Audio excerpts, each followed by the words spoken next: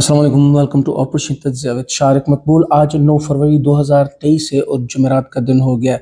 नाज़रीन, सबसे पहले तो माज़रत कि मैं 2 दिन आपको अपनी वीडियोस नहीं दे पाया क्योंकि मेरी शिफ्टिंग चल रही थी और उस शिफ्टिंग के हवाले से मेरा सामान सारा ऊपर नीचे हुआ पड़ा था, जिस वजह से मैं नहीं दे पाया कोई भी वीडियो और कोई भी सारी बातें न्यूज़। तो आज की इस वीडियो में हमारे पास खबरें शामिल हैं, जैसे कि आपको पता है कि परवेज़ मुशर्रफ साहब का इंतकाल हो गया है। उनके हवाले से थोड़ी सी उनकी हिस्ट्री पे एक नज़र डालेंगे और जो सबसे बड़ी ख़बर है और बहुत ही दुख वाली ख़बर है कि तुर्की में जो ज़िलज़ला आया है उसके बारे में बात करेंगे। उसी के साथ हम बात करेंगे कि हमारे मुल्क की तरफ से क्या क्या खिदमात पेश की जा रही हैं तुर्की को, और थोड़ी सी बात करेंगे कि लाहौर हाई कोर्ट ने बहुत बड़ा फैसला दिया है जो कि एक खुशखबरी भी काउंट हो सकती है पीटीआई के हवाले से। तो इन खबरों पे नज़र डालेंगे। सबसे पहले जैसे कि मैं बताऊं कि परवेज़ मुशर्रफ साहब का इंतकाल हो गया। परवेज़ मुशर्रफ साहब 11 अगस्त 1943 में दिल्ली में पैदा हुए थे और उन्होंने पाकिस्तान आर्मी ज्वाइन की 1961 में एज एन ऑफिसर के कमीशन देकर आए थे और 1998 से लेकर 2007 तक वो चीफ ऑफ आर्मी स्टाफ रहे और उसी के बीचों बीच उन्होंने 1999 में जो कू किया था नवाज शरीफ की हुकूमत के ऊपर, और वहाँ पे उन्होंने एक तरह का हम कह सकते हैं कि आइन तोड़ा और प्रेसिडेंट बन गए, और उसके बाद उन्होंने पाकिस्तान की भाग दौड़ संभाली एज अ प्रेसिडेंट और प्रेसिडेंट रहे। अब ये बात एक अलग है कि इस पे मुख्तलिफ नज़रियात हैं लोगों के, कि कोई कहते हैं कि अच्छे थे, कोई नहीं, कोई कहते हैं कि नहीं थे। बहरहाल लेकिन देखा जाए तो वो एक गैर आइनी तौर पर पाकिस्तान में हुकूमत में आए और सदर बन के बैठ गए। ये एक तो उनका सबसे जो हम कह सकते हैं गलत काम, जो बड़ा गलत काम है वो यही था। उसके बाद उन्होंने हुकूमत कैसी चली, अगर मेरा नज़रिया पूछें तो मैं बताऊंगा कि मुझे उनका दौर कदरे बेहतर लगा रादर देन एनी जो उससे पहले डिक्टेटर के दौर आए हैं या जमहूरियत के दौर आए हैं, उनके हवाले से कुछ बेहतर रहा। ये मेरी अपनी राय है और इस राय से इख्तलाफ किया जा सकता है और करना भी चाहिए, क्योंकि इख्तलाफात हमेशा सेहतमंद दिमाग होते हैं वही किया करते हैं और ये एक सेहतमंद दिमाग की निशानी है। लेकिन इख्तलाफ करने के लिए हमेशा आर्ग्यूमेंट सही और सॉलिड होने चाहिए।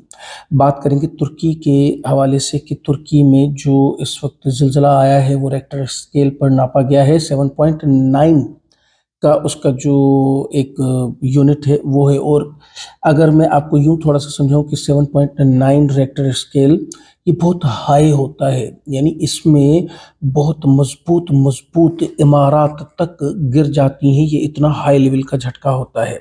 अब इसमें जो रिपोर्ट्स की जो इब्तदाई रिपोर्ट्स आई हैं उसमें जो बताया गया है कि 1700 के करीब इमारत गिर चुकी हैं और इस वक्त तक जो रिपोर्ट्स आई हैं उसमें तकरीबन 9000 के करीब अमवात आई हैं।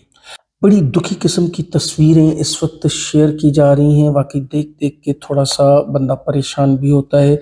एक तस्वीर ये आप देख सकते हैं मेरे पीछे कि ये एक 9 साल की बच्ची है जो कि अपने छोटे भाई को संभाले हुए है। यानी आप ये देखिए कि हालात कभी कभार इस तरह हो जाते हैं कि कितनी छोटी उम्र में ही बच्चा कितना बड़ा हो जाता है। और आपको पता है कि ये वीडियो में क्या कह रही थी, ये कह रही थी कि मेरी और मेरे भाई की जान बचा दे, मैं सारी उम्र आपकी गुलामी करूंगी। यानी इस तरह के जुमले तक इन बच्चों को आ जाते हैं इन हालात में। यानी इंतहाई दुख वाली तस्वीरें आ रही हैं इस वक्त और वो देख के हमारा मकसद ये कि दिल जो है वो रो रहा है। जनाब chief of army staff general Asim Munir साहब ने एक इकदाम उठाया है तुर्की के हवाले से, तो वो मैं आपको शेयर करता चलूं कि आर्मी चीफ सैयद आसिम मुनीर की हिदायत पर पाक फौज के 2 दस्ते तुर्की रवाना हो चुके हैं। आप ये एक फ़ोटो देख सकते हैं कि पाक आर्मी का एक जवान है जो कि इस वक्त खुदाई करके कोई यानी जान बचाने की कोशिश कर रहा है। Army doctors, nursing staff, technicians भी उसमें शामिल हैं। आईएसपीआर की रिपोर्ट के मुताबिक अस्करी क़यादत की जानिब से तुर्की में ज़िलज़ला मुतासिरीन के इज़हार ताज़ियत भी किया गया है। उसके बाद रेस्क्यू माहिरीन, सुराग रसां कुत्ते, तलाशी के आलात भी शामिल हैं पाकिस्तान आर्मी की तरफ से, जो कि तुर्की की हेल्प के लिए गए हैं। और उसी के साथ साथ यहाँ से शहबाज शरीफ साहब ने भी एक जो तुर्किया ज़िलज़िला के हवाले से, मुतासरीन के हवाले से आवाम से एहतियात देने की अपील की है। वैसे मेरी ये गुजारिश भी है, ये तो आपने अच्छी अपील की है और आवाम को हेल्प करनी भी चाहिए, लेकिन थोड़ी सी हेल्प आप भी कर दें, क्योंकि आप इस मुल्क के अमीर तरीन शख्सों में से एक हैं, या आपकी फैमिली जो कहें वो इस वक्त पाकिस्तान की अमीर तरीन फैमिलियों में से एक है।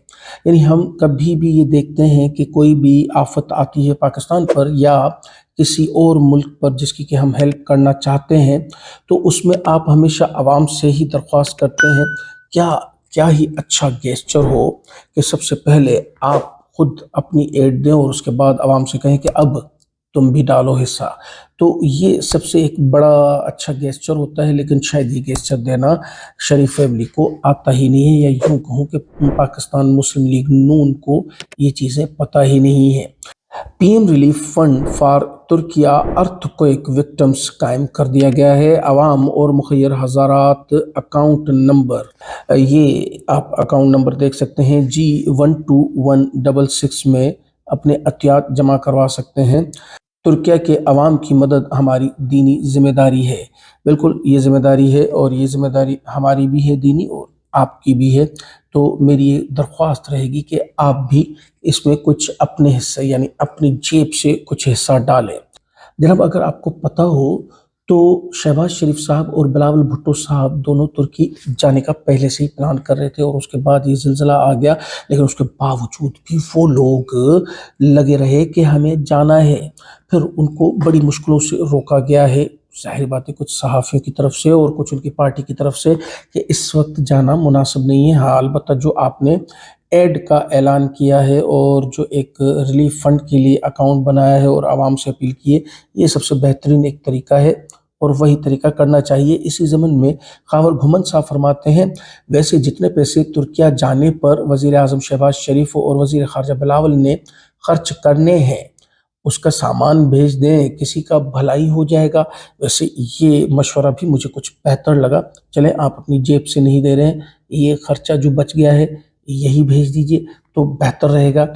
इसी पे मुईद पीरज़ादा साहब फरमाते हैं, शहबाज शरीफ और बिलावल को तुर्किया हुकूमत ने मना कर दिया। गूंज पूरी दुनिया में, तुर्क हुकूमतों ने पीआर एक्सपर्ट्स को बताया कि हम मसरूफ़ हैं और मिल नहीं सकते हैं। इन पीआर एक्सपर्ट्स को पहले पता होना चाहिए था कि ये वक्त ज़बरदस्ती अपने आप को ठूंसने का नहीं है। ये बात बिल्कुल फैक्ट है, और मैं यही आपको समझाने की भी कोशिश कर रहा था कि ये नहीं करना चाहिए। इस वक्त नो डाउट वो बहुत मसरूफ़ होंगे, आप जाके वहाँ मिलेंगे, क्या मिल के करेंगे, समझ से बाहर है। इस वक्त जो सबसे बेहतरीन गेस्चर है वो यही है कि आप मदद के कुछ पैसे, और जिस तरह के आर्मी के चाको चौबंद दस्ते वहाँ गए हैं हेल्प करने, यही चीज़ें सबसे बेस्ट इस वक्त अमल दरामद है जो कि किया जा सकता है तुर्की के लिए। एक जो बड़ी खबर आई है जो कि पीटीआई के हक में है, कि लाहौर हाई कोर्ट ने पीटीआई के 43 इस्तीफे मंजूर करने का हुक्म मुअत्तल कर दिया है। अब सबसे पहले तो इस पे उंगली जो उठाई जा सकती है वो उठाई जा सकती है इलेक्शन कमीशन पर।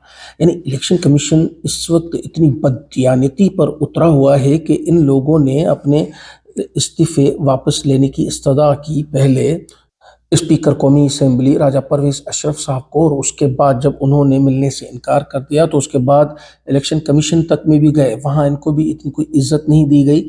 लेकिन उन्होंने कहा कि हमारे पास कोई आपके इस्तीफे नहीं आए हैं और कबूल नहीं हो रहे हैं। उसके बाद उन्होंने फिर वही किया जो कि उनकी एक बददियानती चल रही है। आप देख ही रहे हैं इन 10 महीनों से कि इलेक्शन कमीशन किस तरह से बददियानती पर उतरा हुआ है, और फिर उन्होंने इस्तीफे कबूल कर लिए। लाहौर हाई कोर्ट में उन्होंने अपील दायर की, और लाहौर हाई कोर्ट से हुक्म आ गया है कि अब ये जो 43 अराकीन के जो इस्तीफे आपने कबूल किए हैं इनका हुक्म मुअत्तल किया जाए। और अब मुझे तो ये दुख खाया जा रहा है कि राजा रियाज साहब का क्या होगा। जो इमरान खान की प्लानिंग थी कि हमारा अपोजिशन लीडर जाके बैठेगा और जो निगरान हुकूमत आएगी उसमें अपनी मर्जी की कोई बात मनवाने की कोशिश करेगा, ہوتا ہے نہیں ہوتا یہ تو بات کی کہانی ہے۔ عدالت نے 43 حلقوں میں ضمنی الیکشن تاحکم ثانی روک بھی دیا ہے۔ اپنے فیصلے میں آگے بتاتے ہوئے جسٹس شاہد کریم نے کہا، ناظرین خبریں اور بھی بہت ہیں لیکن ہماری ویڈیو کا وقت پورا ہوا چاہتا ہے۔ ملتے ہیں اگلی ویڈیو میں کچھ نئی خبریں اور ان پر معتبر تجزیوں کے ساتھ۔ ہمارے چینل کو سبسکرائب کریں، ویڈیو کو لائک کریں، اپنی فیملی اور فرینڈز کے ساتھ شیئر کریں۔ شکریہ۔ پاکستان زندہ باد۔